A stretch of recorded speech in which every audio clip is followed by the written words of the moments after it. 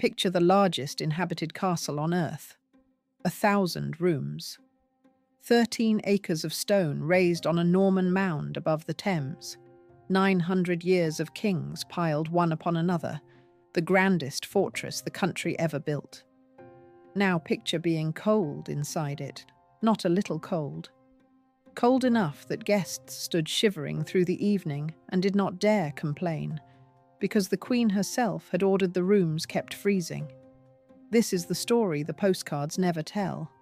Behind the towers and the banners and the royal tombs, Windsor Castle was, for the people who lived and served there, a vast and beautiful machine that had to be fed and warmed and obeyed every hour of every day.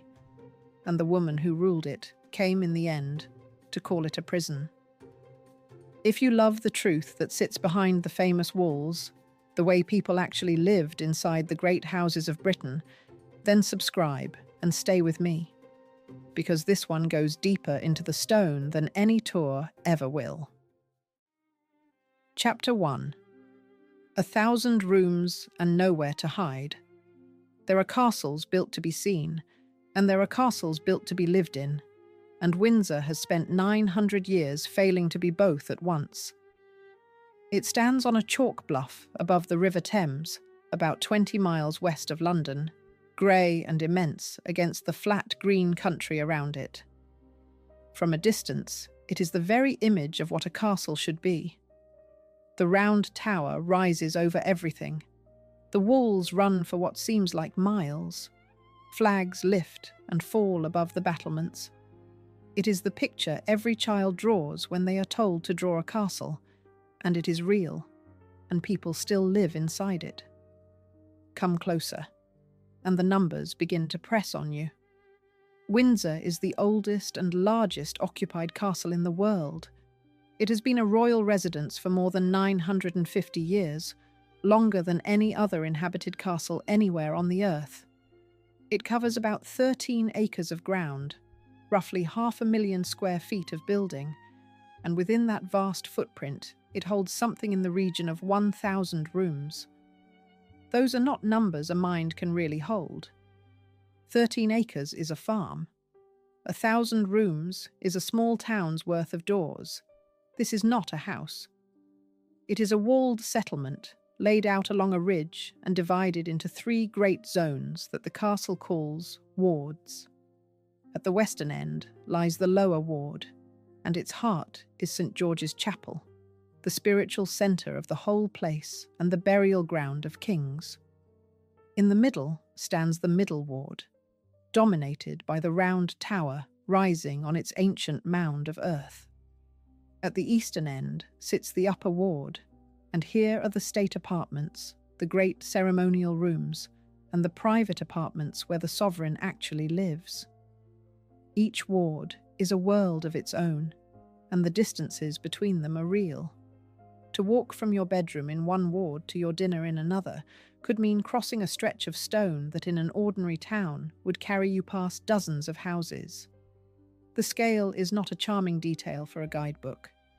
The scale is the whole problem, and everything else in this story flows from it. Because a building this size does something to the people inside it. It swallows them. It puts long, cold corridors between one room and the next. It makes a private life almost impossible, because you are never truly alone in a place through which hundreds of servants move and work at every hour. And above all, a castle this large will not stay warm. Windsor was famous, for centuries, as a chilly place. Its rooms were too large to heat. Its walls were medieval stone, feet thick, holding the winter long into spring. Its corridors ran for hundreds of feet and funneled the cold from end to end. There was a library so cold that people spoke of it for generations, a room where you could see your own breath among the books. The grandest fortress in Britain was, for the people who had to stand about in it, one of the coldest houses in the land. And here is the detail that turns the whole picture strange. The cold was not only the fault of the stone, it was, in part, a matter of royal command. The queen who lived here longer than anyone, Victoria, disliked being warm. She found heated rooms close and oppressive, and she liked her air cold and fresh to a degree that made the people around her suffer. She kept the temperature of the castle deliberately low. A household already shivering in an old stone castle was forbidden the relief of good fires because the woman they served preferred it cold, and her preference ruled every room she might enter. So the discomfort ran from the very top down. The stone was cold, and the crown wanted it colder. Hold that image, because it is the truth this whole story circles. 1,000 rooms, and not one of them truly warm. The most magnificent castle on earth, and inside it a family and an army of servants trying, and mostly failing, to be comfortable for a single hour of the day. The visitor who walks the state apartments now sees the gold, the painted ceilings, the pictures of the royal collection ranked along the walls. What the visitor does not see is the reality that ran underneath all of it for hundreds of years. The back stairs climbed in the dark, the fires laid before dawn, the food carried cold across enormous distances, the endless rules, and the strange, quiet oppression of living your whole life inside a fortress that the rest of the world only dreams of entering. This is the castle as the people who lived in it knew it. Not the day of the great pageant, but the ordinary day. Not the dynasty, but the building itself. Working, breathing, demanding. To make sense of Windsor, you have to stop looking at it as a monument and start seeing it as a machine. A vast engine of stone that ran on human labor and never once switched off. Not for a night, not for a reign, not for 900 years. And to see how that machine was built, you have to go back to the very beginning, to the man who first raised a mound of earth on this hill and changed the whole country in the doing of it. Chapter 2. 900 years of stone and bone. Every wall a resident leaned against had been raised by a different century, and some of them had watched kings die. That is the first thing to understand about living inside Windsor. You were not living in a house that someone had designed. You were living inside the accumulated memory of the entire English monarchy, layer upon layer of it, stacked up around you in stone, and none of it built for your comfort. It began with conquest.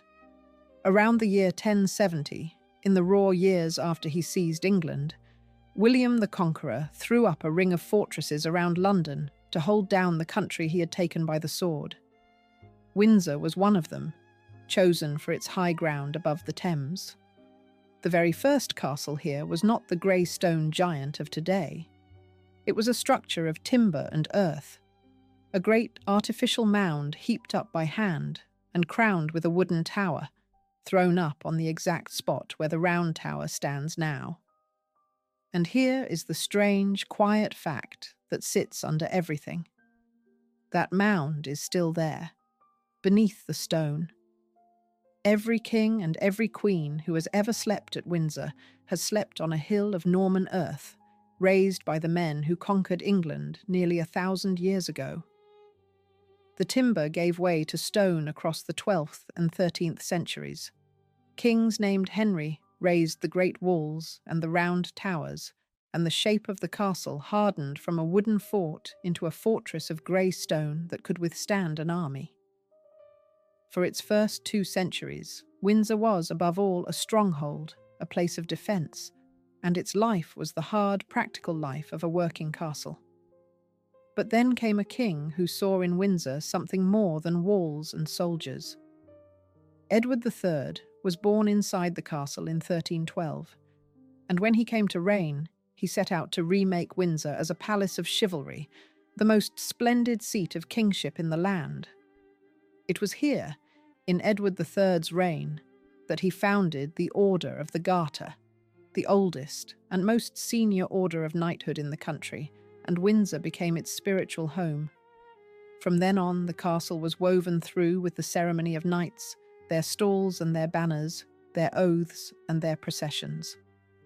To live at Windsor was to live at the very heart of the idea of English knighthood, surrounded by its symbols. And it was in this same 14th century that the great kitchen took the form it still holds today, a working heart of fire and iron and copper that has, astonishingly, never once gone cold in all the centuries since. A little more than 100 years after Edward III, another king began the building that would come to hold the very bones of the monarchy. Edward IV started work on the present St. George's Chapel in 1475. It rose over more than 50 years into a masterpiece of the style the English call Perpendicular Gothic, a soaring church of fan vaults and great windows that is less a chapel than a miniature cathedral. And it became a place of burial. Kings and queens were laid to rest beneath its stone floor, one after another across the centuries, until to live at Windsor was to live only a few hundred feet from the tombs of your own ancestors, and one day, your own grave. Sit with what that did to the people who lived there. To reside at Windsor was to be surrounded, at every waking hour, by the deep past and by the dead. The banners of the Garter hung in the chapel. The tombs of monarchs lay under the floor. The round tower stood on a mound raised by the conquerors of England, and had been made taller still to loom over everything. There was no escaping the weight of it. The castle would not let you forget what it was, or how long it had stood, or how many had lived and died within its walls before you. It pressed its history on you, ancient room by ancient room, and asked you to be worthy of it. And among all those 1,000 rooms was one that would come to matter more than any other in this story, though for now it was only a single chamber among the many. It was known as the Blue Room, a set of apartments among the private rooms of the castle. In time it had gathered a strange and sombre reputation, for it had become a place where kings came to die. King George IV died there in 1830. King William IV died there in 1837. Twice within a single decade, the same room had closed over the last breath of a King of England. Remember that room. Fix it in your mind now, quiet and blue in the upper ward, because it waits at the very centre of this story. And when it takes its third and cruelest life, it will change the whole meaning of the castle and the whole life of the woman who ruled it. For now, hold the sweep of the thing. 9 centuries of building, from a Norman mound of earth to a Gothic chapel full of tombs, from Edward III's kitchen fires to the walls raised by kings whose faces no one now remembers. This was the fabric that the Victorians inherited and had to find a way to live inside. It was magnificent. It was sacred. It was heavy with the dead. And it was, in almost every practical sense, a waking nightmare, to warm, to clean, and to keep running. The people who lived here in the 1800s did not build this castle. They inherited it, the way one might inherit a cathedral, and then had to work out how to eat their breakfast in it. But before that ordinary Victorian life began, one last king would take this ancient pile of stone and remake it one final time, not for defence and not for God, but purely and entirely for show. Chapter 3. The King Who Rebuilt a Fortress for Show. George IV looked at a tired medieval castle and saw a stage, and he spent very nearly a fortune turning stone into spectacle. He was a king who had spent his whole life in love with grandeur. He built and rebuilt and decorated on a scale that appalled his ministers and delighted his architects. And he thought nothing of the cost when a beautiful thing was in view.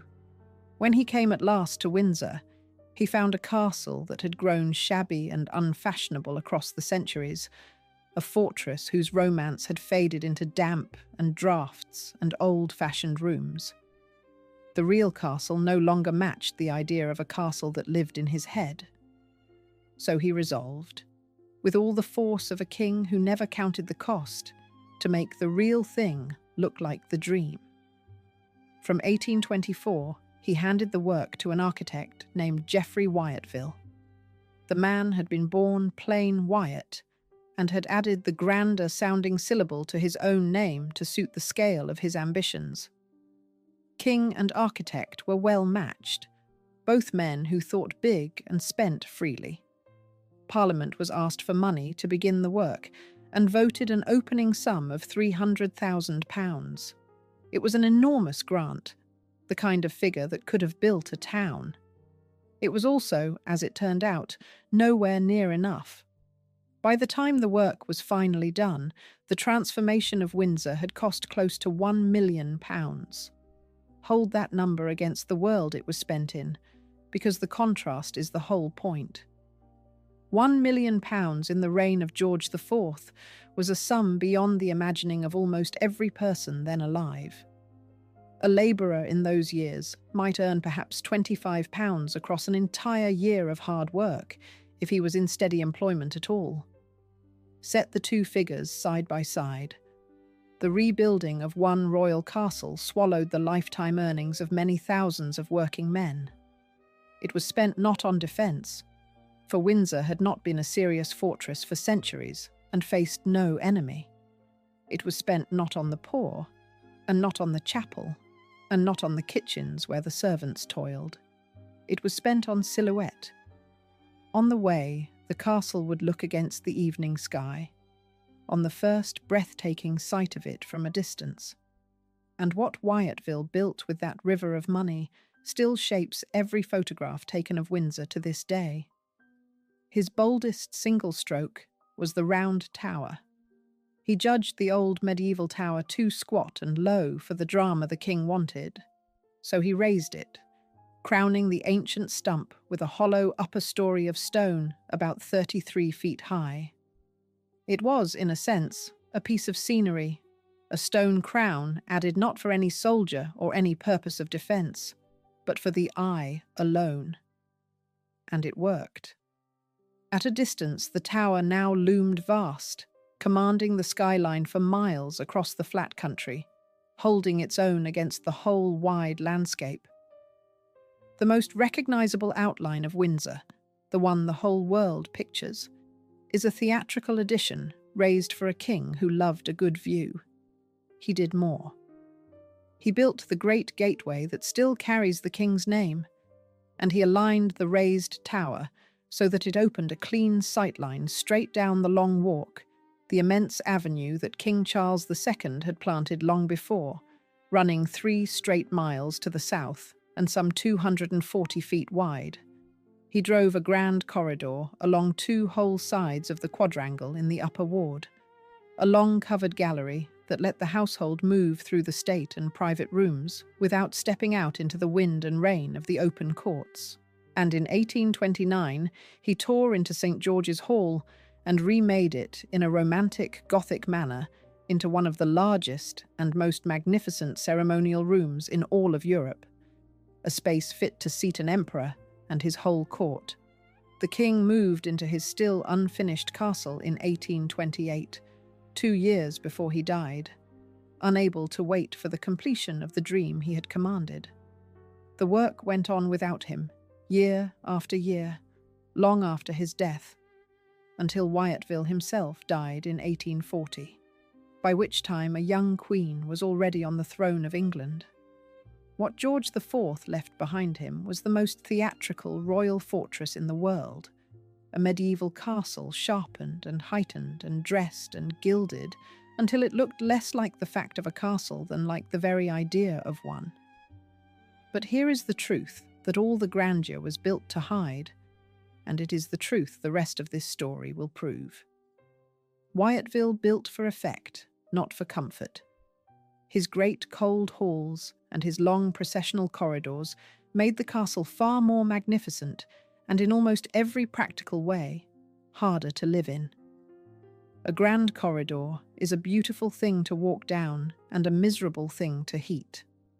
St. George's Hall could seat a banquet fit for a coronation and could not be warmed enough to stop the guests shivering in it. The taller round tower threw a longer shadow and did precisely nothing for the people below. The castle now looked, from the outside, like the very summit of royal splendour. Inside, it was about to be handed to a household that would spend the next 60 years learning, day by frozen day, exactly how cold splendour can be. The grandeur was finished at last. The living was about to begin, and the living would be freezing. Chapter 4. The cold the Queen commanded. Windsor was famous for its chill, and the coldest thing about it was not the weather, but the will of the woman who ruled it. Every honest account of the Victorian castle comes, sooner or later, to the cold. It seeps through the letters and the diaries of the people who stayed there, courtiers and guests and visiting grandees alike. It was the first thing they noticed on arriving, and the last thing they forgot on leaving. Windsor was, in the word that recurs again and again in their writing, notoriously chilly, and the great cold library was almost proverbial, a room so cold that people spoke of it long afterward as a kind of legend, a place where the chill lived among the books. Some of that was simply the building doing what a building of its age and size will do. Understand what these people were actually trying to warm. The rooms were enormous, with ceilings that climbed away into shadow far overhead, and warm air rises and is lost in a high room. The walls were medieval stone, thick and old, and stone of that kind holds the cold of winter deep into the year and gives it back slowly into every room. The corridors ran for hundreds of feet, and every door that opened along them sent a river of cold air rushing through. A castle of 1,000 rooms, warmed only by open fires, was fighting a war it could never win against its own vast size. You could burn coal in a grate all day and warm the air 3 feet in front of it, while the far end of the same great chamber stayed as cold as the courtyard outside the window. But the stone was only half the story, and the smaller half. The other half was the Queen herself. Victoria disliked heat with a real and settled passion that never left her. She found warm rooms stuffy and oppressive, and even unhealthy, and she liked her air fresh and cold to a point that those around her found hard to bear. And so she kept the temperature of the castle deliberately low. Fires that a shivering household might gladly have built up were kept small and low instead. Rooms that could have been made just bearable were left cold because the sovereign preferred them so, and in a royal household, the sovereign's preference is not a request. It is the temperature of every room she might enter. So the household froze by command, and the picture the courtiers have left of it is a strange one.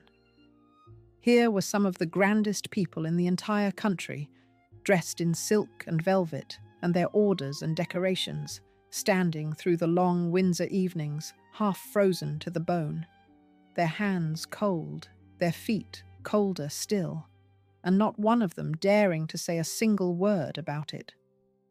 You did not complain of the cold at Windsor any more than you complained of the Queen herself. To ask for a better fire was to suggest, in effect, that the Queen had arranged her own house badly, and no courtier alive was going to be the one to say that to her face. So they shivered in their finery and made polite conversation through chattering teeth, and the castle stayed cold because the crown wished it cold. There is a bitter comedy in it when you look closely, and there is something colder than comedy underneath. The most powerful woman in the world sat warm enough in her plain black dress, quite untroubled by a temperature she herself preferred, while dukes and duchesses and ministers of state stood about her slowly turning to ice, unable by the iron rule of the place to say so much as a word. It is a perfect miniature of what it meant to live inside Windsor. Everything, without exception, bent to the will of one small person. The food, the evening, the conversation, even the air, even the plain animal warmth in the room, all of it was set by her, and all of it was endured by everyone else in silence. And the servants, of course, had the worst of it by far, because the servants could never stand near a fire at all. Their work carried them endlessly through the coldest and least heated parts of the castle, the back stairs, the bare stone passages, the service corridors that saw no grate from one end of the year to the other. They slept, at the end of the day, in attic bedrooms tucked up under the roof of the castle, rooms that were bitterly cold through the winter. They moved all day through a great house kept cold on purpose, doing heavy physical work in it, and then they climbed at night to unheated rooms under the eaves to sleep, and rose again before dawn in the same cold to begin once more. The grandeur they served did not warm them. It never once had. It never once tried. The people who left records of these evenings did not describe some passing discomfort. They described an ordeal endured and remembered. Guests wrote of the chill of Windsor the way travellers write of a hard road, as a defining feature of the place, a thing to be survived and complained of only afterward, in private, at a safe distance. The household knew the castle's cold intimately, season by season, and passed the knowledge quietly among themselves. New arrivals were warned what to expect. Old hands came prepared, with shawls and warm linen and low expectations. And through all of it, the fires stayed low and the windows stayed exactly as the Queen liked them, because the one comfort that truly mattered in that castle was the comfort of the woman at its centre, and hers alone. Everyone else, from the highest guest to the lowest maid, simply learned to endure the Windsor cold as the plain price of being there at all. This was the daily reality behind the golden image the world admires. Not comfort, but endurance. Not warmth, but the constant losing fight against the cold. A castle that could not be warmed, ruled by a queen who did not wish it warmed, filled with people who suffered the chill in silence because there was nothing else to be done. And to fight even this losing battle, to give the family and the court so much as the pale ghost of warmth in the morning, an entire hidden army had to rise every single day, long before the first light, and begin again the endless war of the fires. They are the people the whole castle was designed to hide from view, and they are exactly where the true story of living inside Windsor is to be found. Chapter 5. The Army That Rose in the Dark. Long before anyone of rank opened their eyes, an unseen workforce was already climbing the back stairs in the cold. This is the true heart of what it meant to live inside Windsor, and it is the part that no tour and no postcard will ever show you. The magnificence that the whole world admires did not simply happen, and it did not maintain itself. It was made, hour by hour and fire by fire, by hundreds of people whose entire craft was to remain invisible, and their working day began in the darkness and the cold, while the castle above them still slept. Take the single simplest matter of all, the matter of fire. In a castle of 1,000 rooms, warmed only by open grates, every fire meant labour, and the labour was enormous beyond easy imagining. Before dawn, each and every morning, the housemaids were already moving through the sleeping castle by candlelight. They raked out the cold, dead ash from the grates of the night before and carried it away. They hauled coal, endless coal, up the narrow back stairs and along the service passages to room after room after room. They laid each fire fresh and they lit it, so that the spaces the family and the court would use that day might hold a little warmth, or at the very least the memory of warmth, by the time anyone of rank was awake to feel it. And then they vanished, their morning's work done and hidden, before the people they served had so much as stirred beneath their blankets. The scale of it defeats the mind. Take one grate and one fire, and then multiply it by the hundreds of rooms in daily use across 13 acres of building. Picture the sheer tonnage of coal that had to be hauled by hand, up narrow hidden stairs, every single day of the year, winter and summer alike. Picture the ash from all those fires that had to be swept and gathered and carried away each morning before the household woke. Picture it all being done in the dark, in the cold, in near total silence, and finished and cleared away before the first person of rank opened a door. The work of simply keeping the fires alive across Windsor was, on its own, the labour of a small army, and it was only the very beginning of the day. After the fires came the sweeping and the scrubbing, the carrying of water, the fetching and the polishing, and the endless quiet tending of a machine that never for one moment stopped needing to be tended. And every part of it was governed by a single iron rule, the rule that shaped the whole design of the castle and the whole life of everyone who served in it. The servant was to be neither seen nor heard. The work was meant to appear to have been done by magic. A fire should simply be found burning brightly when a lady entered her room, with no visible sign at all of the cold hands that had laid and lit it an hour before. A corridor should simply be clean. A hearth should simply be swept and gleaming. The person who had actually done the work should have melted away entirely the instant a person of rank appeared in the passage, so that the grandeur of the place seemed to sustain itself, effortless and eternal, with no human cost that anyone above stairs ever had to see or think about. The very stones of the castle were arranged to make this constant vanishing possible. Windsor was threaded through and through with a hidden second castle, a whole shadow world of back stairs and service corridors and concealed passages that ran behind and beneath the grand rooms. Through these the servants moved, out of sight, carrying their coal and their trays and their linen and their pails, so that they could reach very nearly any room in the castle without ever once crossing the path of the family in the state and private apartments. 2 castles occupied the same walls at the same time. One of them was seen and admired by the world. The other did all the work and hid. The people who lived in that second hidden castle were not the ragged poor of the popular imagination.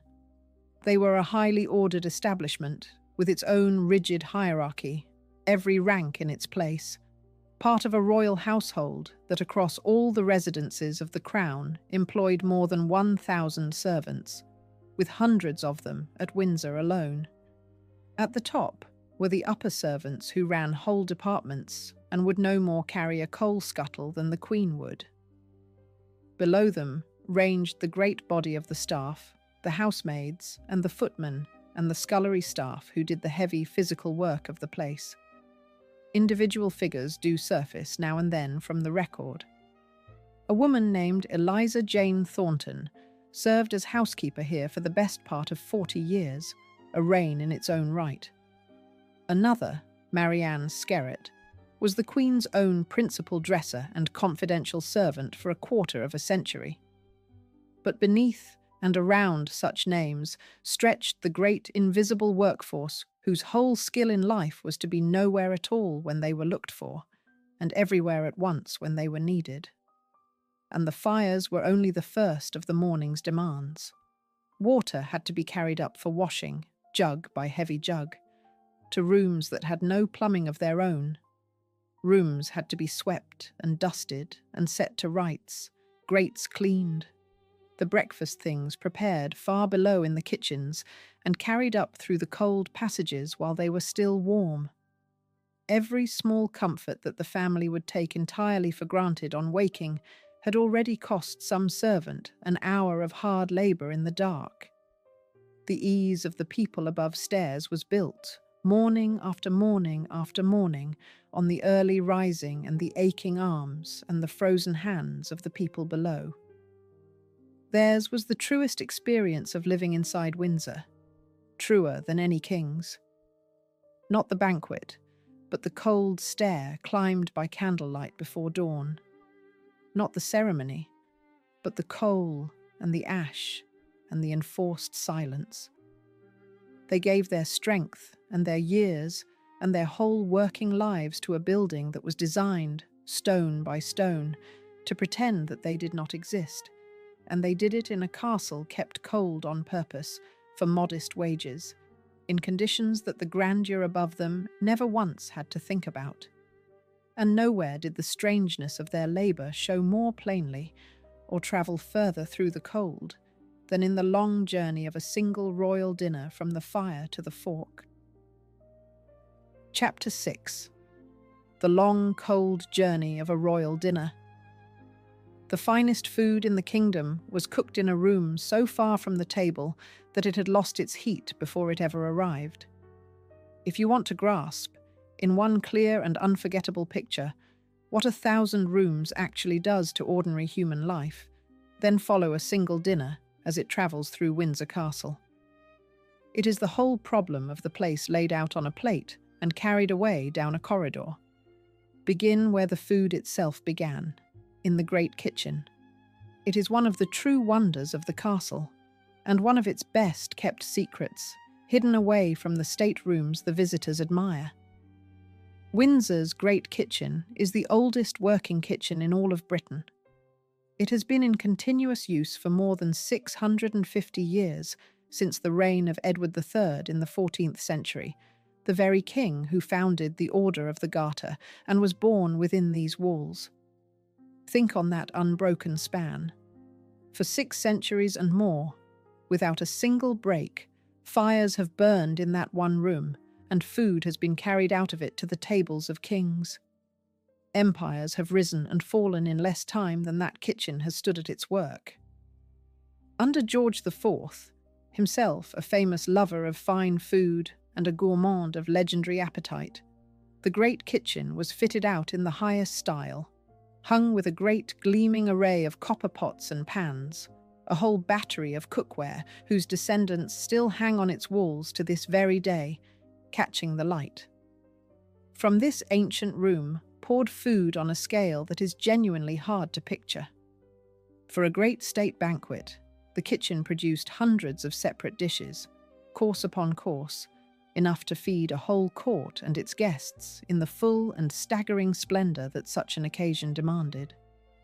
The cooking itself was a feat of pure organisation, dozens of hands working the fires and the ranges together, timing every element to the strict and unforgiving clock of a royal meal, so that all of it might be ready at once.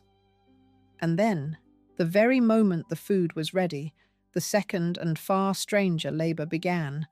The food had to be moved. Because the kitchen sat a very long way indeed from where the food was actually eaten. To reach the great ceremonial dining, the finished dishes had to leave the great kitchen and travel, in the hands of the footman, up flights of stairs and along the enormous cold corridors of the castle, all the way to St. George's Hall at the far eastern end of the upper ward. Picture that journey with me for a moment. Hundreds of covered dishes, carried by hand, moving in a long human chain through freezing stone passages, upstairs, around corners, across distances that in any ordinary house would be flatly unthinkable, from one end of an entire castle clear to the other. And every single foot of that long journey, the food was cooling. This is the plain and pitiless arithmetic of the place. Hot food, carried for minutes on end through cold corridors, arrives cooler than it left the range. It cannot be otherwise. There is no help for it. The castle's own vast size was the sworn enemy of its own table. In an ordinary home, the cook works a few short steps from the diner, and the food arrives hot and steaming. At Windsor, the food had to cross a fortress on foot, through the very cold the Queen herself commanded. And by the time it reached the Golden Hall and the waiting, glittering court, the finest cooking in the whole kingdom had surrendered much of its heat to the stone along the way. The grandeur of the royal table was carried, quite literally, on the backs and in the hurrying hands of footmen, half running the length of freezing corridors, racing against a cold they could never quite beat. There is something almost unbearable in the image when you truly sit with it. the most magnificent dining in the entire country, served in a hall fit for an emperor, beneath a ceiling remade at vast expense, and the food arriving at the table no longer truly hot, because the kitchen was simply too far away. All the money in the world, all the gathered power of the crown, all the sweat and labour of hundreds of servants, and still the very simplest of human comforts, a hot meal, eaten while it is still hot, slipped through the castle's fingers and cooled in its corridors. The building was too vast to be kind. It could stage a banquet for the whole world to envy, and it could not get the food to the table warm. Stand for a moment in that ancient kitchen in the mind's eye. It is a vast room, medieval in its very bones, its high roof darkened by the smoke of centuries, its walls hung with hundreds of pieces of gleaming copper, each one scoured and polished until it burned in the firelight. Ranged down its length are the great fires and the ranges where whole sides of meat turned slowly and roasted. Here the food of kings had been cooked without a single break since the 14th century, since the reign of the very king who had been born within this castle and founded its great order of knighthood. No other kitchen in the whole country could make such a claim. And out of this one room, for a single great banquet, came course after course after course, hundreds of separate dishes in all, each one timed to be ready at its exact appointed moment. Then the long human chain formed itself, footman behind footman behind footman, and the food set out on its cold journey across the castle, hand to hand, stair by stair, corridor by corridor, toward the distant golden hall where the whole court sat waiting to be fed. That, in the end, was the true price of all the scale. Distance, and always more distance. Cold stone forever standing between the fire and the fork, between the cook and the king. And if the sheer size of the castle made a hot dinner very nearly impossible to achieve, then the rules that governed that dinner once it finally arrived made the whole business stranger still and crueler. Because the meal, when it came at last to the table, was not to be eaten at leisure and enjoyed. It was to be eaten against the clock, at the mercy of one woman's brisk appetite. At Windsor, the very moment you sat down to eat, you were already in a race to finish. Chapter 7. Eat fast or go hungry. At the grandest table in Britain, the rule was simple and merciless, and it left dukes eating at a sprint. Once the long, cold journey of the food was finally done, and the dishes had at last reached the table, a new tyranny took over the meal, and this one came straight from the small person seated at the head of it. Dining at Windsor ran to a rhythm set entirely and absolutely by the Queen, and the rhythm she set was fast. Victoria ate quickly. She was a small woman with a brisk and business-like appetite, and very little patience for lingering over a plate, and she moved through her courses at a pace that left slower and more delicate diners struggling helplessly in her wake. And here, by the accounts of those who served and dined there, the iron law of royal dining descended on every soul at the table. No guest, however grand, could go on eating a course once the sovereign had finished hers. The very instant Victoria laid down her knife and fork, the plates were cleared, every plate up and down the whole length of the table. Whether the person seated in front of it had finished eating or had barely begun, her pace was the pace of the entire room. Her appetite was the clock that every other appetite in the castle had to keep. Imagine the experience for a moment from the guest's own chair. You are seated at one of the most magnificent tables in the whole world, in a hall of almost unimaginable splendor. The food, having crossed half the castle to reach you, is finally set before you, and yet you dare not relax and enjoy it, because up at the head of the table, the Queen is eating quickly, and you have no way of knowing how many minutes or seconds you have left. A moment of pleasant conversation with your neighbour, a courteous pause to sip your wine, a glance around the glittering room, and you look back down to find your plate already whisked silently away, your meal barely touched because the Queen has finished her own. Grown men and women of the very highest rank in the land learned, of necessity, to eat at a most undignified speed, taking in the finest cooking in the kingdom as quickly as their dignity would allow, or else they simply went to their beds, hungry. And many, the record quietly suggests, went to their beds, hungry. It is a small thing, and it is a deeply revealing one. At the very summit of luxury, surrounded on every side by gold and silver plate and the labour of hundreds of unseen hands, the guests could not even count on a full meal at the end of it. The Grandeur gave with one hand and took away with the other. It offered you a coveted seat at the most famous table in all of Britain, and then it denied you the plainest human pleasure there is, the pleasure of eating your fill in peace and comfort. Everything at Windsor, even hunger, even the simple filling of a stomach, bent in the end to the will of the one woman seated at the head of the table.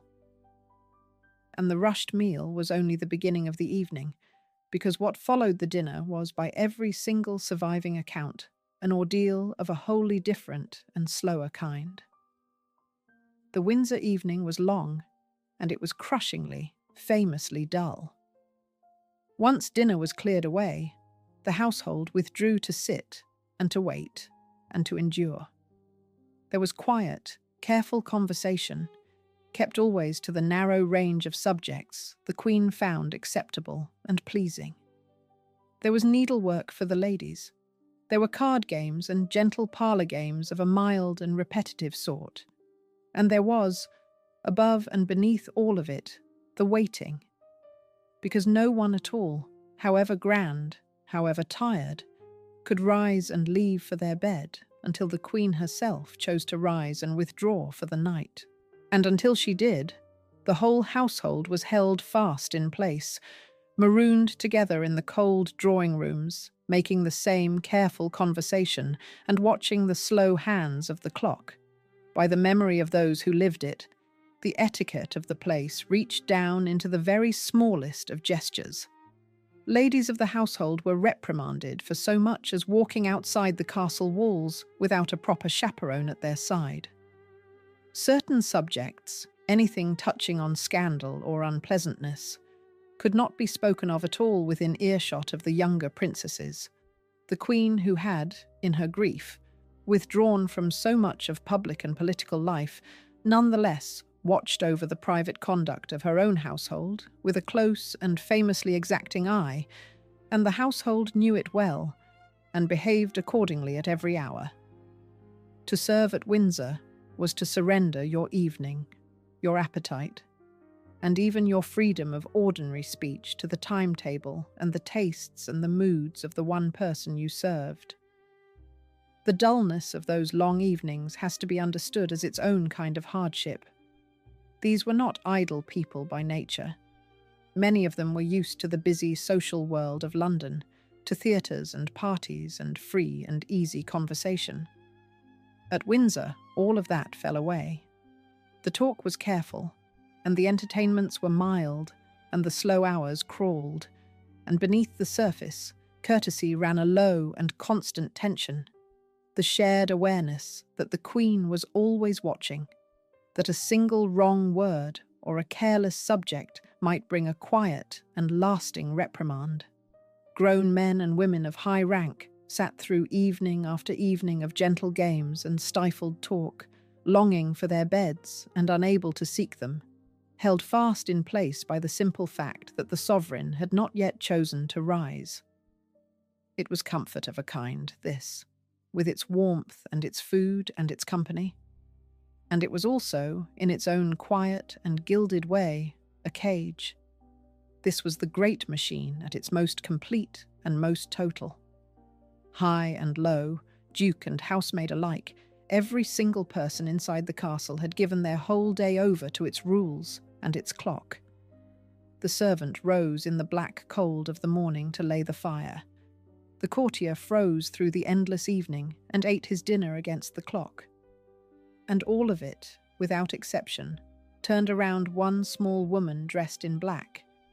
And for now, in these years, that woman was still, underneath all her power and all her rules, quietly content with her life. She had known this castle when it was warm, when it rang with music and games. But the castle was about to take from her the one thing that had made all its cold and all its rules bearable to her, and when it did, the machine would grind on exactly as before, and the warmth at its centre would go out forever. Chapter 8. The Girl Who Danced in the Corridor. Before the black dresses and the drawn blinds, a young queen ran laughing down the grand corridor with a shuttlecock in her hand. It is almost impossible, looking now at the familiar images of the old, widowed Victoria, small and stern and swathed in black, to believe in this earlier, brighter woman at all. But she was entirely real, and Windsor knew her first, before the world did. Before the castle ever became her cage, it was, for a good long while, the happiest house she had ever had. She came to Windsor as queen in August of 1837, only weeks into her new reign, a girl of 18 who had just escaped the suffocating control of her own childhood. She had grown up, watched at every hour, and allowed almost no freedom of her own.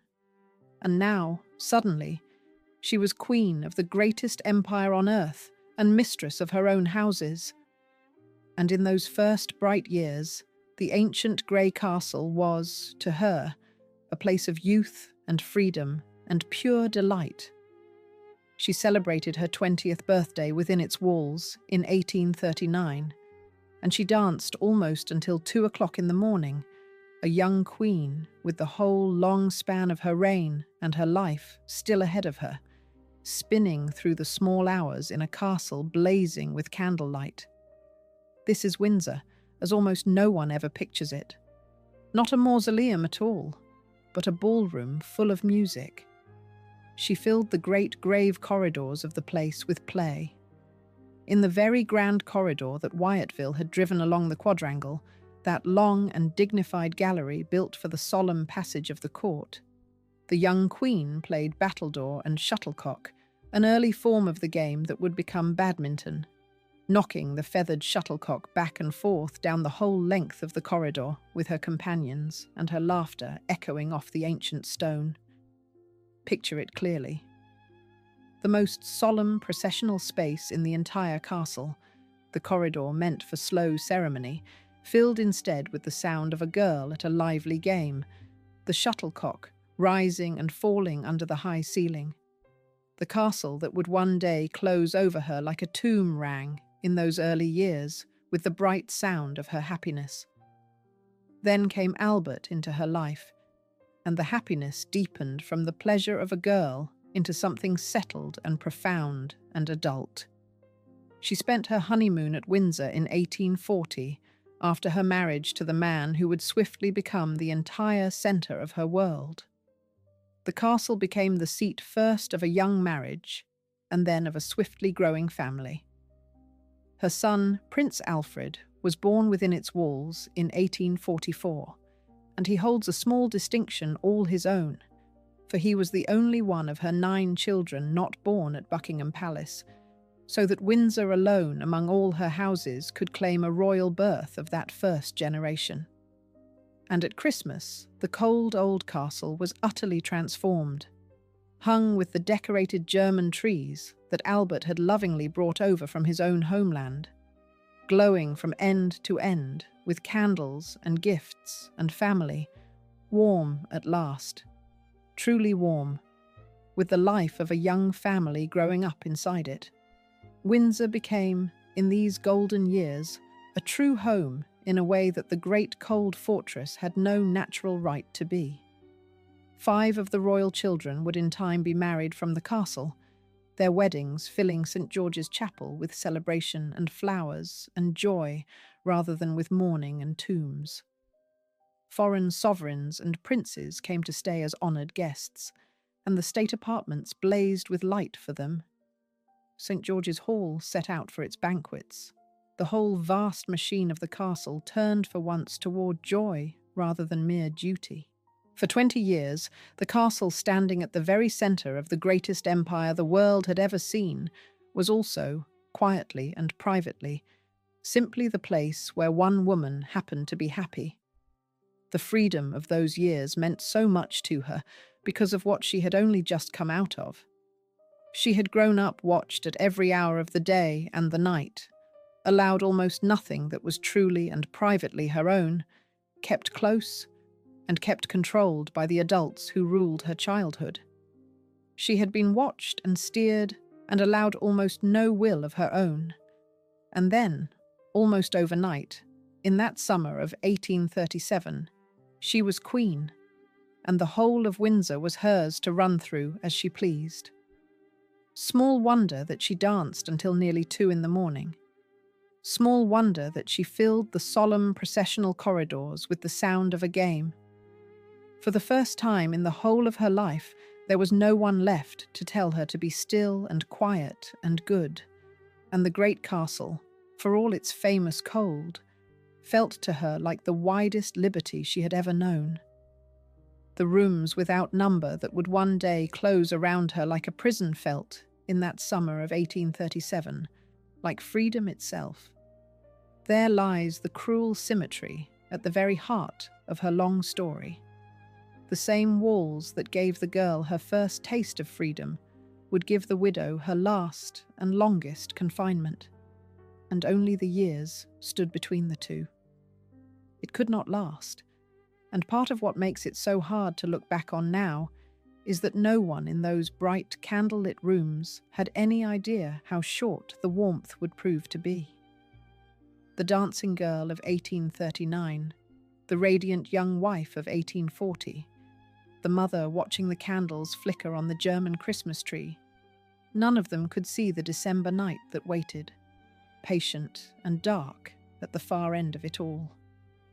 The castle held her happiness lightly, the way it held everything and everyone, as a passing tenant of its own endless stone. It had seen young queens before her, and their joys and their ends. It would watch the joy go out of this one too, in time. But for now, in these years, the corridors rang with the game and the laughter, and the Christmas trees burned bright against the cold, and the warmth at the very centre of the great cold castle had a name and a face, and that name belonged to the man who was, all the while, quietly holding the whole enormous machine together. Chapter 9. The Man Who Made the Machine Run. For 20 years the cold castle had a warm centre, and his name was Albert. It is an easy thing, telling the long story of Windsor, to make it a story of Victoria alone, because she lived so very long, and mourned so publicly, and stamped the castle so deeply and so lastingly with her grief. But for the 2 decades that mattered most to the life of the place, she did not rule that castle by herself. Beside her, and in a great many ways above the daily running of it, stood her husband. And it was Albert, far more than Victoria herself, who made the great and unwieldy machine actually work from day to day. He was a man of deep order, set down in a household that badly and urgently needed some.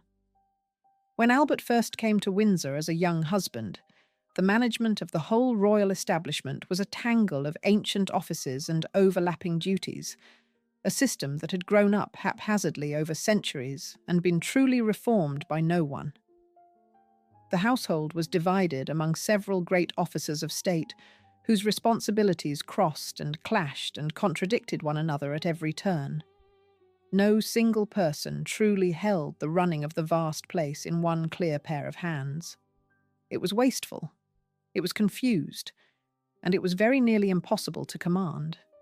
It was, in its own way, a fitting reflection of the castle itself, being vast, ancient and grand, and at the same time barely functional, and forever tripping over its own feet, Albert set himself to fix it, with the patient seriousness that marked everything he did.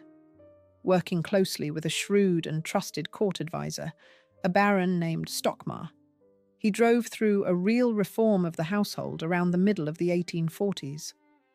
The old confusion of competing and quarrelling departments was pulled at last into a clearer and more sensible shape, and authority over the domestic running of the place was concentrated in a single officer, the master of the household, who could at last command the whole through one clear chain of order.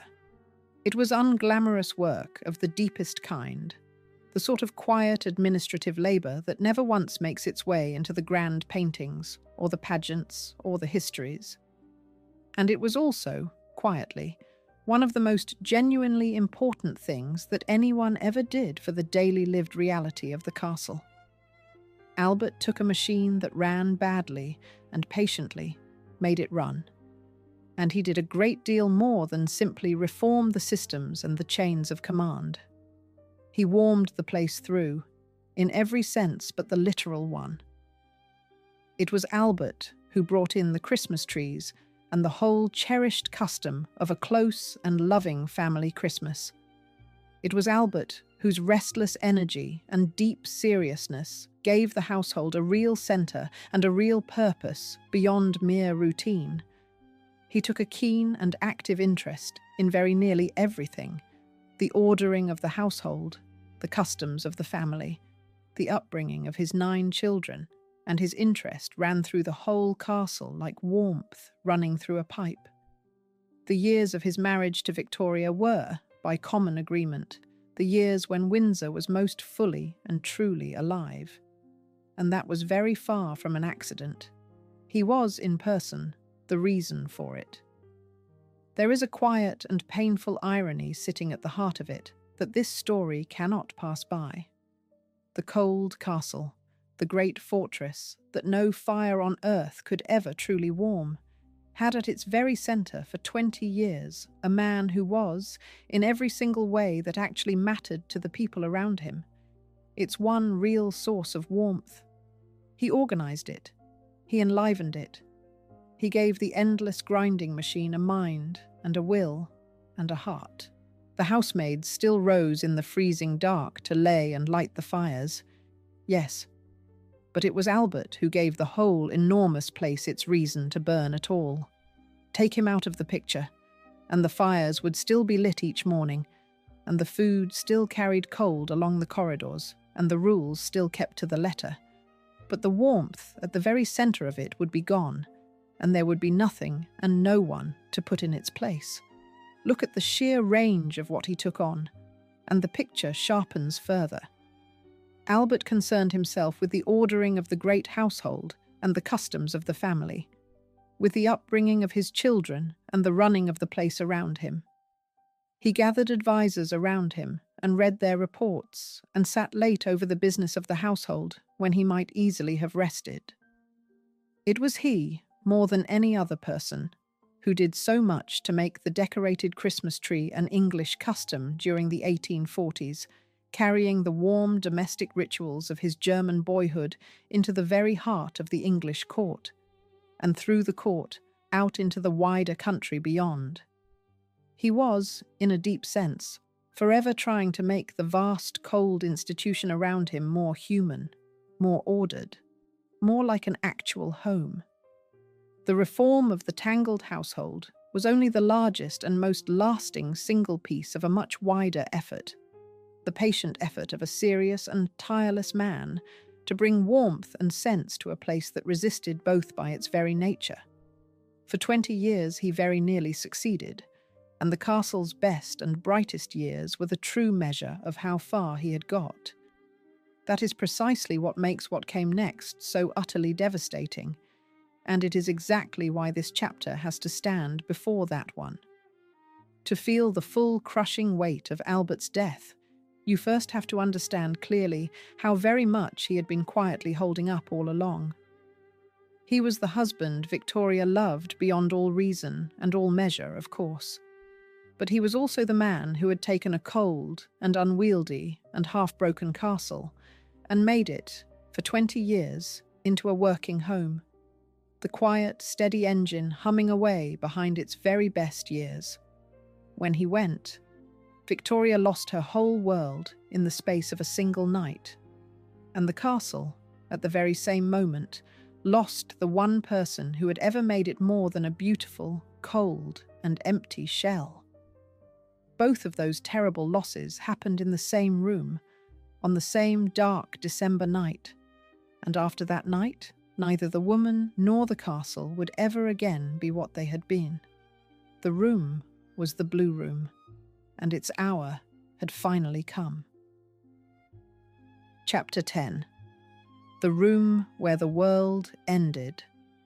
On a December night in 1861, in a room that had already watched two kings die, Windsor took the one thing Victoria could not lose.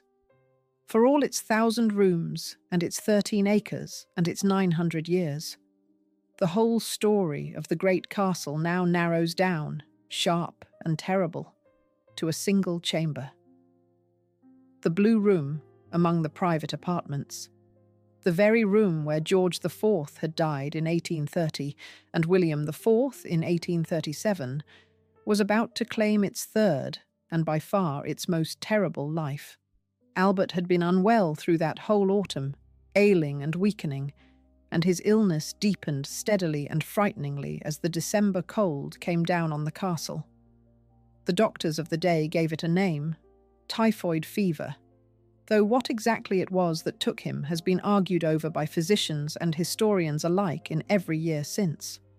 What is not, and never has been, in any doubt at all, is the ending. On the 14th of December in the year 1861, in the Blue Room at Windsor Castle, Prince Albert died. He was just 42 years old, and when at last he was gone, the whole living centre of her life went out of the world with him.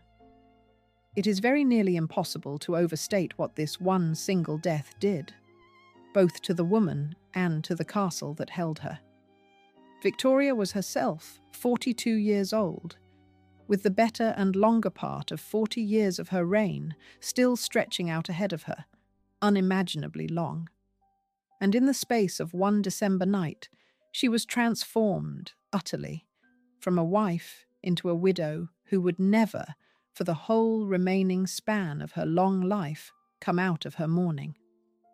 The dancing girl who had knocked a shuttlecock down the length of the grand corridor, the radiant young mother watching the candles gutter on the Christmas tree, was gone now as completely and as finally as Albert himself. In her place there stood a small woman dressed in unrelieved black, and she would go on wearing that same black without a break until her own death, close to 40 long years further on. And the room where he had died, she found that she simply could not let go of, not then and not ever. Victoria gave the order that the Blue Room was to be preserved exactly and precisely as it had been at the very moment of Albert's death. It was to be kept as a shrine, a single chamber sealed against the ordinary passage of time, everything within it held forever just as he had left it. She had its ceiling painted over with stars, turning the very room where her husband had breathed his last into a small and private piece of heaven. And there, beneath the painted stars, she went to pray and to grieve for him. The castle now held, right at its aching heart, a room that belonged neither wholly to the living nor quite to the dead, a single preserved moment of loss with the painted stars glimmering overhead. The Blue Room, which had twice already been the place where a King of England stopped breathing, became now the still, cold, sacred centre of one widow's endless and unhealing mourning. Think back now to the very start of this story, to that quiet blue chamber waiting patiently among the 1,000 rooms. This, all along, is what it had been waiting for.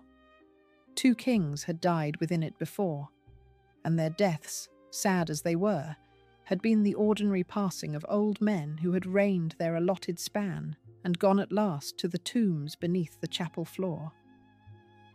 Albert's death was something else entirely, something of a wholly different order. It did not only end a single life, it ended a marriage that had been the warm centre of a great house. It ended the golden years of the castle, and it turned the entire vast fortress, in the passing of a single night, from a living home into a tomb. The room where the world had ended sat now at the very centre of Windsor, and its cold began to spread outward from it, through every corridor and every chamber and every ward, into the whole of the castle and the whole of the long reign that still remained. The ending, when at last it came, was swift and cruel in its very speed. Albert had been failing through that final autumn, ailing and exhausted and unable to shake off the sickness that had taken firm hold of him. The physicians of the day gathered and conferred and named it typhoid fever, and they did what little the medicine of that age allowed them to do, which was very nearly nothing at all. Through the first bleak weeks of December he weakened, and the whole castle seemed to hold its breath around him. She had leaned on him for 20 years, in everything great and small, and now the one fixed point of her entire life was slipping away, and there was nothing at all that her crown or her empire or her 1,000 rooms could do to hold him back. On the 14th of December, it was over. He was 42, and in that single instant, the woman who had loved him stopped being a wife and became, for the next 4 long decades, a widow who would never once put off her black. Because the grief, once loosed, did not stay quietly in one room. It could not be contained within 4 sealed walls, however Victoria might have wished it. From the blue room it flowed outward, silent and unstoppable, through all the 1,000 rooms of the castle, and it settled down over every one of them like a permanent grey dusk that no morning would ever quite lift. The lights went down across the castle. The music stopped. The doors closed. Victoria withdrew, further and further, into her own vast mourning, and she pulled the entire castle down into the dark with her as she went. And the household that had merely frozen through the long, cold evenings of her happiness now faced something colder by far, the long grey decades of the Widow of Windsor. The warmth at the centre of the great cold castle had finally gone out, and it would not come back, not once, for the whole long remainder of her life. Chapter 11. The Widow of Windsor. She kept his room exactly as he had left it, painted stars on its ceiling, and pulled the whole castle down into mourning with her. What followed the death of Albert was not merely a season of grief, to be passed through and set aside in time. It was a whole era of it, an age of mourning that stretched on for the better part of 40 years and settled over Windsor so completely and so lastingly that the castle and the sorrow became, in the mind of the whole country, one and the same thing.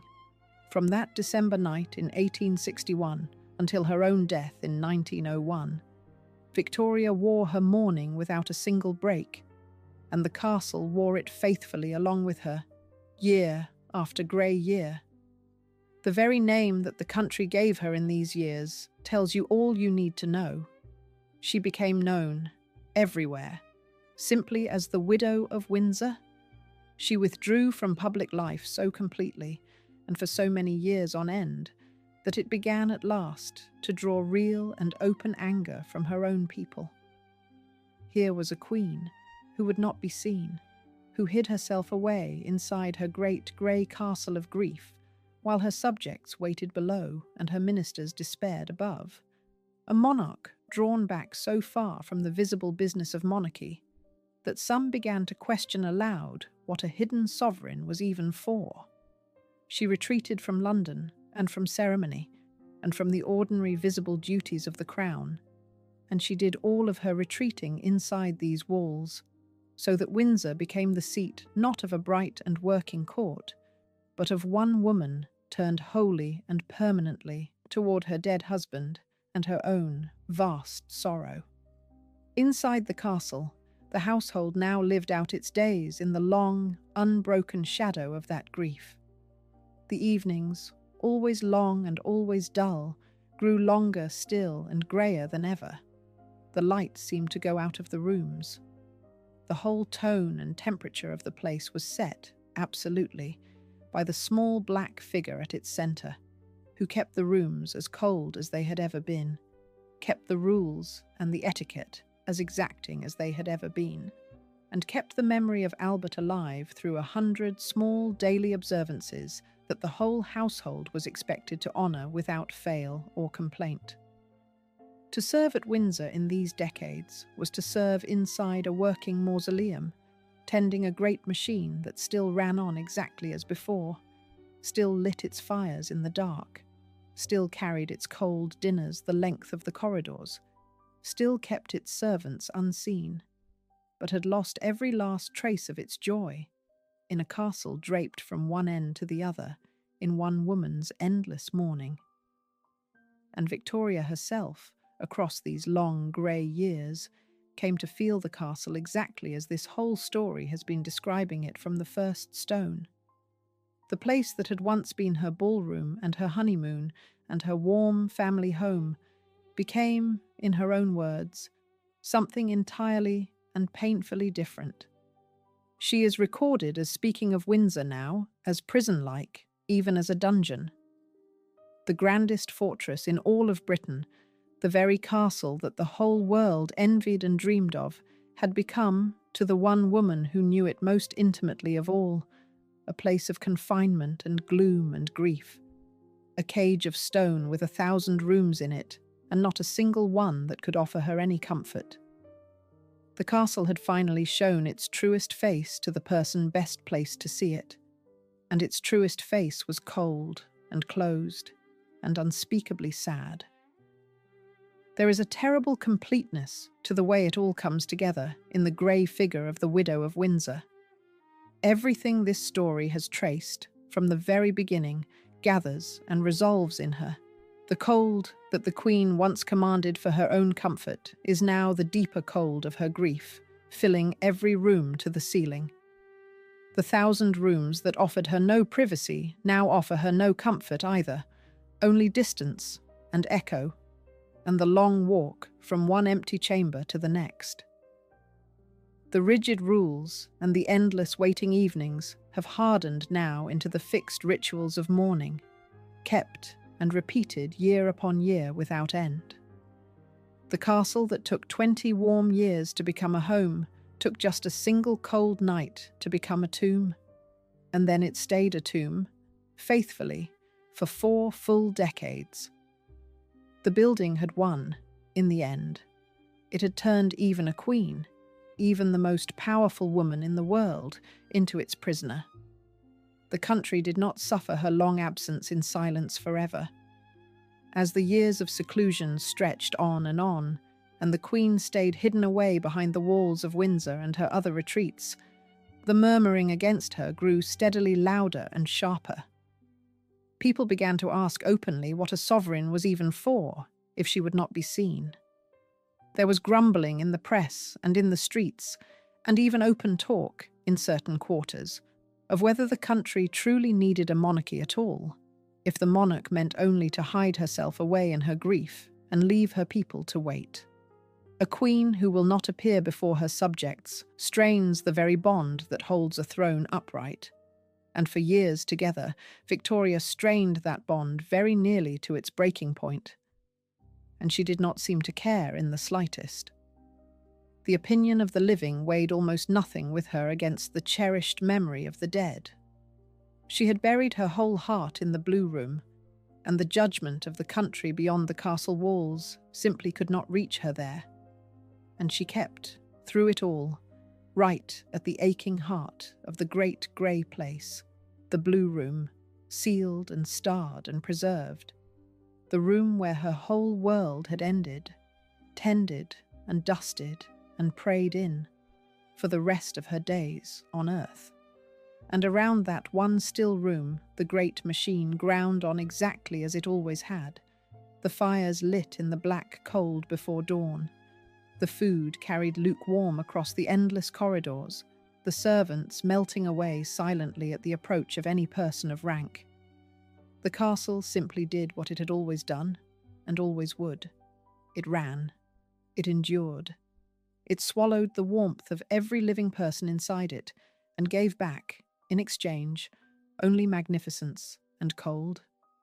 Victoria died at last in 1901, after 40 years of unbroken mourning, and the long reign of the Widow of Windsor was over. But the whole way of life she had presided over, the entire human machine of the great Victorian castle, would not outlive her by very many years. The world that had risen in the dark to light her fires was itself now drawing, quietly, toward its end. Chapter 12. The day the fires went out.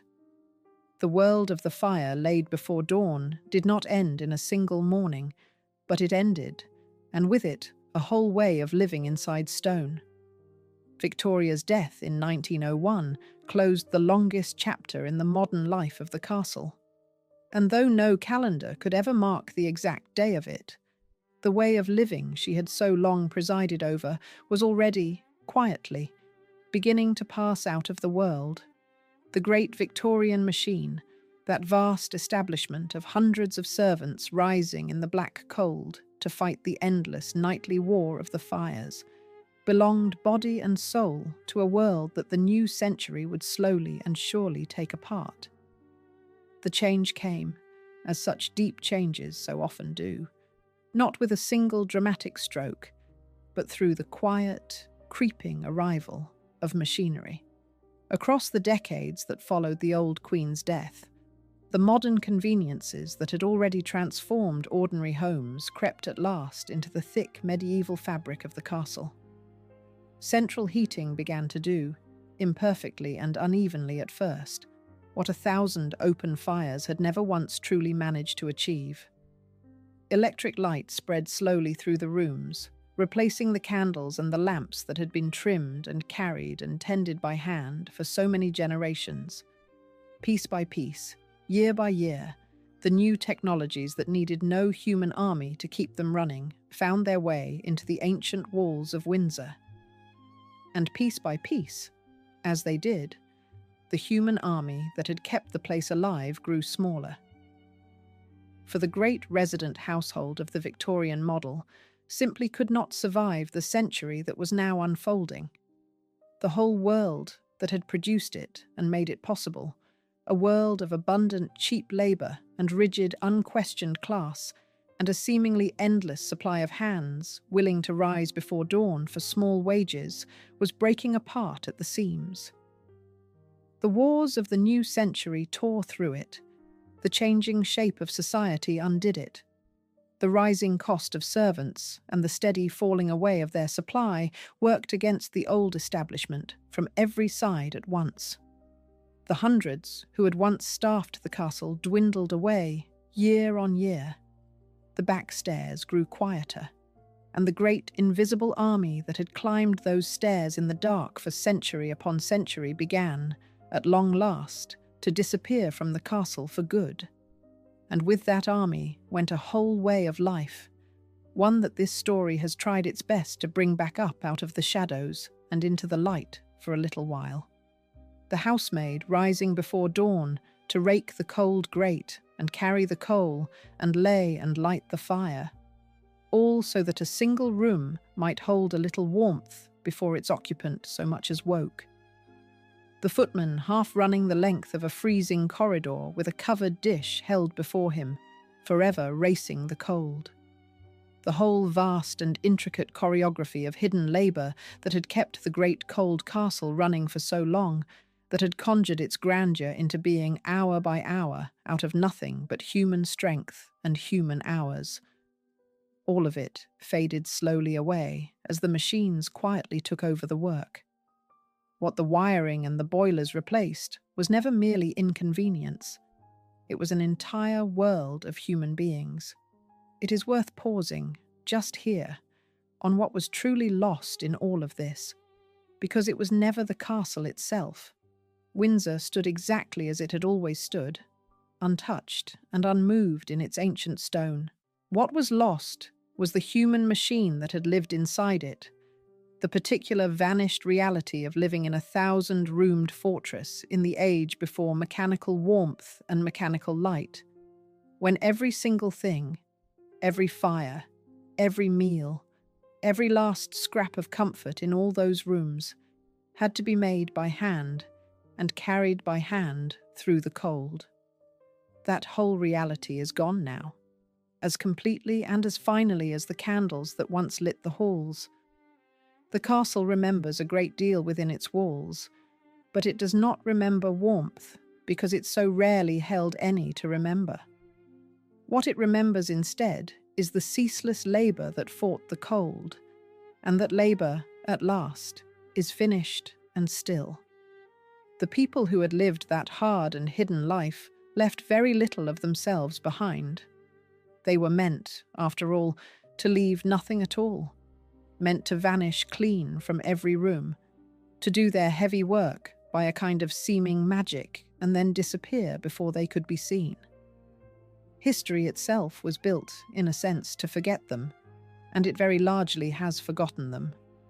But they were the truest inhabitants of Windsor of all, truer than any king or queen who ever slept there, because it was their cold hands, and no one else's, that kept the whole place alive from one hour to the next.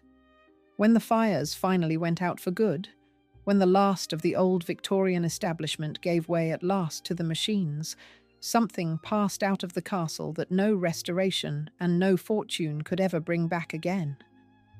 The stone remained, as the stone always does. The living world inside it changed forever. And yet, against every reasonable expectation, the castle itself did not fall. Alone among 1,000 lost great houses, it endured, and it is enduring still. Chapter 13. A fortress that never stopped being home. 900 years after a Norman duke raised a mound of earth above the river, a queen still chose to fall asleep on the very same hill. That one simple fact sets Windsor apart from very nearly every other great house in the whole long history of this country. The story of the British country house is, overwhelmingly and heartbreakingly, a story of loss. Across the 20th century, the great houses of Britain fell in their hundreds, sold up, emptied out, pulled down, undone by taxes and by war, and by the sheer impossible cost of keeping such vast places alive in a wholly changed world. Windsor did not fall. It never fell. And that bare survival, when set against so much loss, is its own quiet kind of wonder. It survived in the simplest terms because it belonged to the crown, and the crown endured through everything. The castle was never sold, because there was no one to sell it to, and no earthly reason to sell it. It was never demolished, never carved up into flats, never abandoned to the weather and the ivy. Where 100 other families gave up their ancestral houses at last because they could no longer bear the crushing cost of them, the Crown simply held on to Windsor through every century and every hardship. And so the great fortress, first founded by William the Conqueror, came down unbroken through 900 years of continuous royal ownership. The oldest and the largest occupied castle in all the world, still occupied, still royal, still standing 4 square upon its Norman mound of earth above the Thames. And it was very far from being merely preserved, kept behind ropes as a museum and a monument. It went on being genuinely and truly lived in, which is by far the rarest thing of all. In the modern age, Queen Elizabeth II chose Windsor as her weekend home from the year 1952 onward, retreating to it out of London week after week across the whole enormous span of her long reign, and in her final years she made it her main home of all. So the castle became once again exactly what it had been for the Conqueror and for Victoria, the place where a reigning sovereign actually laid down her head and slept. 9 full centuries after the very first timber tower rose upon this hill, a queen still chose to end her days within these same walls. The unbroken continuity of it is almost beyond belief.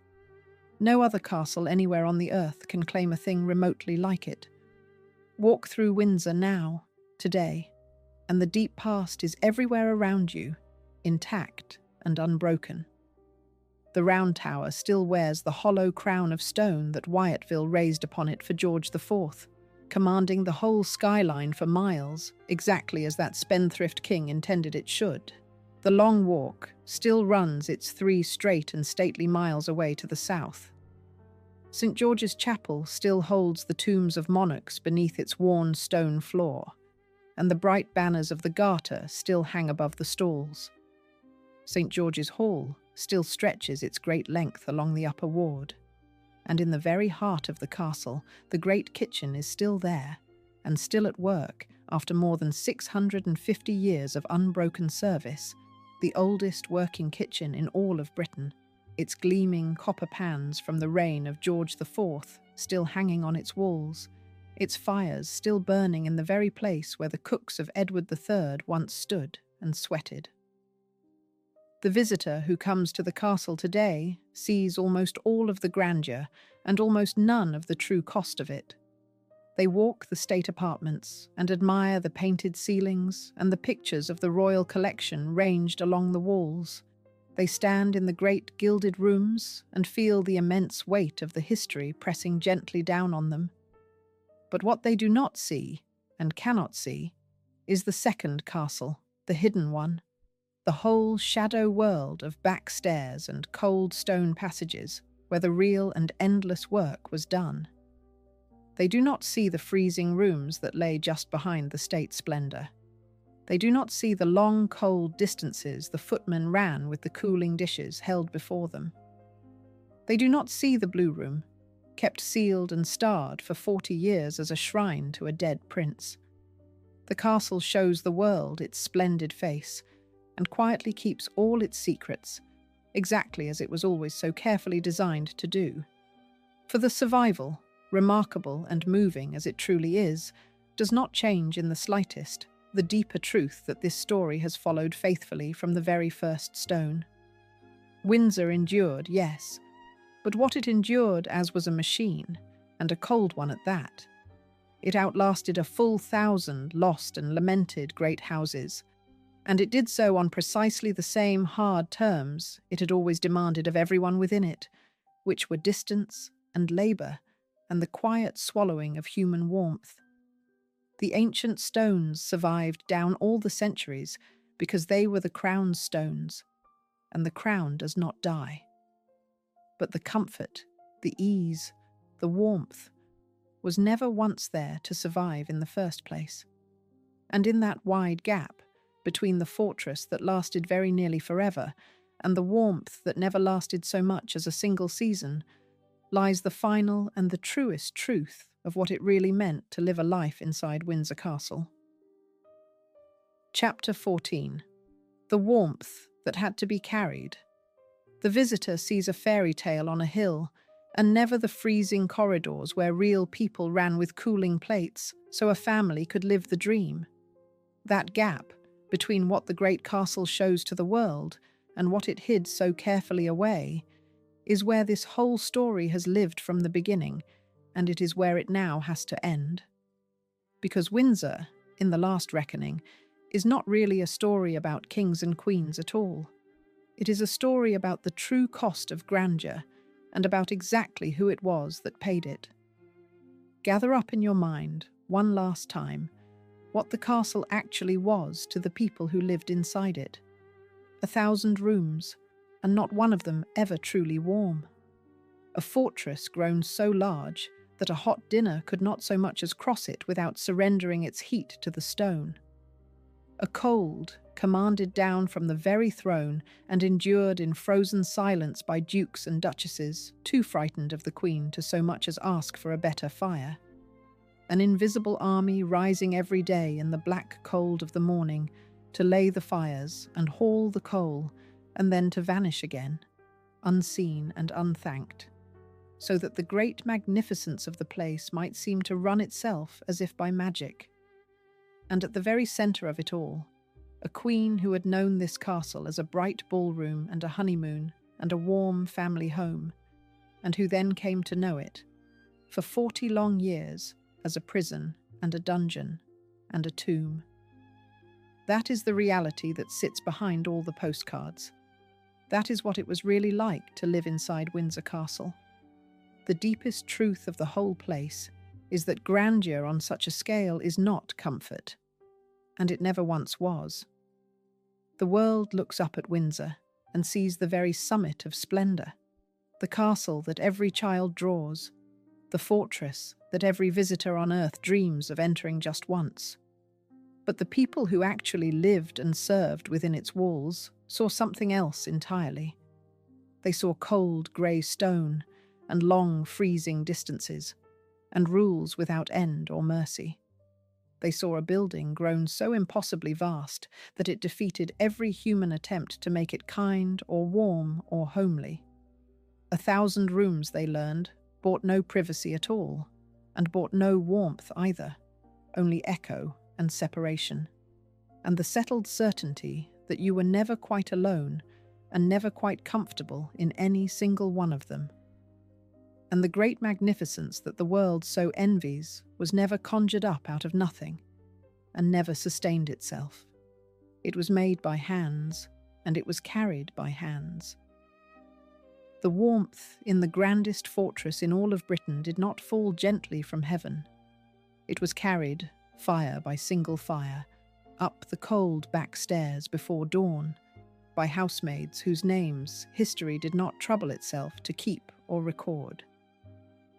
The splendour of the royal table was carried, dish by cooling dish, the whole length of freezing corridors, by footmen forever racing a cold they could never once beat. Everything the castle ever offered, every last scrap of comfort in all its 1,000 rooms, had to be made by human hands and hauled by human hands through the cold stone, by people the very building was designed to hide and history was built to forget. The grandeur was entirely real, and so was the cost of it, and the cost was paid, in full and in silence, by the people no one was ever meant to see. Even the very greatest resident of them all could not escape it in the end. Victoria had everything that the whole world could possibly offer a person, a crown and an empire, and the most famous castle on the face of the earth, and 1,000 rooms of her very own. And the castle gave her 20 warm years, and then it took her husband from her in the Blue Room on a cold December night, and left her 40 years of grief and cold in exchange. She wore black until the day she died. She kept his room sealed and starred and prayed within it to the very end of her life. And she called the grandest fortress in all of Britain, the castle that the whole wide world still dreams of, a prison and a dungeon. If Windsor could do all of that to a queen who had everything, then only imagine what it was to the girl carrying the coal scuttle up the dark back stairs before dawn. So picture it one last time, exactly the way this story began. The largest inhabited castle upon the earth. 1,000 rooms. 13 acres of grey stone raised high on a Norman mound above the slow brown Thames. 900 years of kings piled one upon another. The grandest fortress this whole country ever built. And inside it, always, the cold and the labour and the loss, and a small woman dressed in black who had every splendour the world could give her and called her own home a cage. That is the true shape of Windsor Castle, when you finally see it whole. Not the fairy tale standing bright upon the hill, but the great machine grinding away beneath it, and the forgotten people who kept it running through the dark, and the warmth that always, always had to be carried. If this walk through the cold heart of Windsor stayed with you, then subscribe, because every week I go inside another of Britain's great houses to find the truth behind the grandeur. And tell me in the comments, would you trade a warm and ordinary home for a crown and 1,000 cold rooms? Or was the Widow of Windsor right when she called the grandest castle in Britain a prison?